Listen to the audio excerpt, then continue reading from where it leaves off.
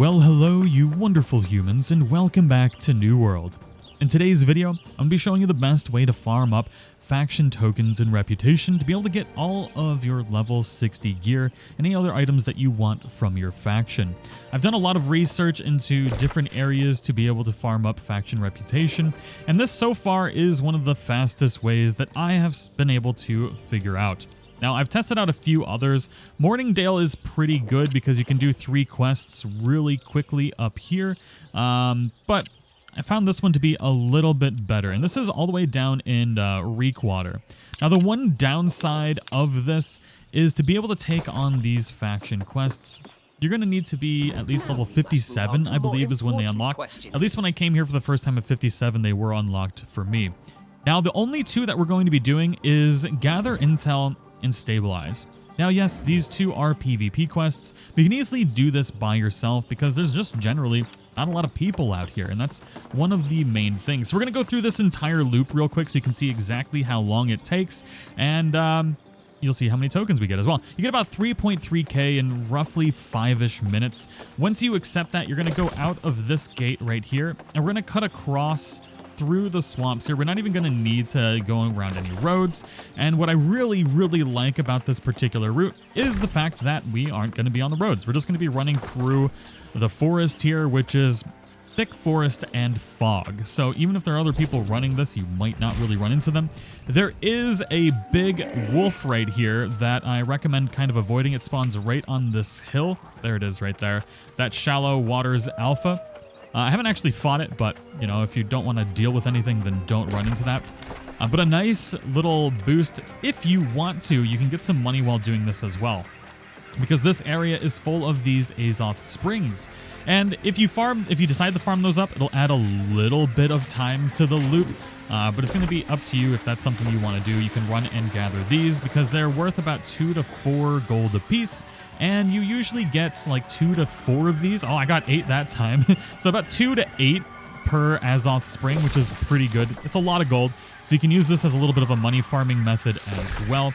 But we're going to cut straight across. Obviously, the better line you cut across here, the quicker you will be able to do it. But there's other things that you can farm up in the area as well. But really, we're just going to be doing these 2 quests.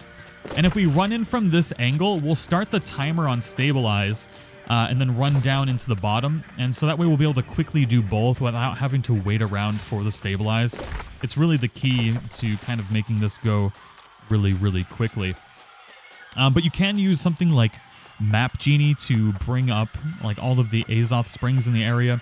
I think there's about 4 along the route, so you could get, I'd say maybe about 20 Azoth per run, which is pretty darn good. So that's, I'd say, about 40 gold per run as well. You can do that in a couple minutes. It's really a good option if you're going to be running this. But I have done a bunch of other tests in other areas for farming up these reputation, because the level 60 gear is incredibly expensive. It's like 25 to 30,000 something. Well, the weapons are like 50,000, which is crazy. And I'd say you could probably get about 30,000 an hour, maybe a little bit more depending on how much you want to be doing this. But we've been about 2.5 minutes right now. We got a minute and a half to spend here, and another 2-minute run back if we don't do any of the Azoth Springs. So you can do this in roughly 5 minutes. You can see here the timer for Stabilize is already going down. So once we get this going down a little bit, we can turn down into the woods over here. And we should see the icon right there. There it is. And this timer will stop for like right around 1 minute. There we go. So we got 1 minute left. And then it should the Stabilize timer should start going down as we go to the next Gather Intel spot where we have to actually drop it off. There we go. We're just going to run back this way. And we're just going to turn into here. The higher up you go, the more time you'll be able to knock off of your Stabilize. There we go. Once it starts ticking, you can start running over to the direction, which is going to be straight through here.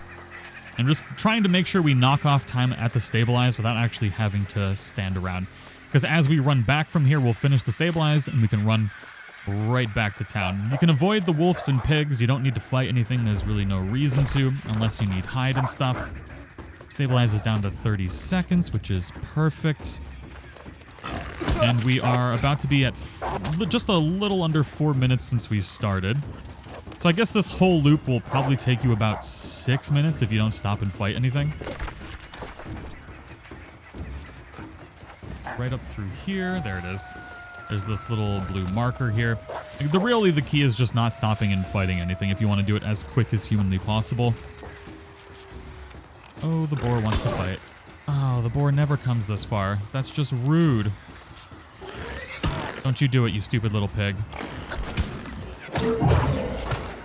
Man, well, the pig ruined it. The pigs never come this far.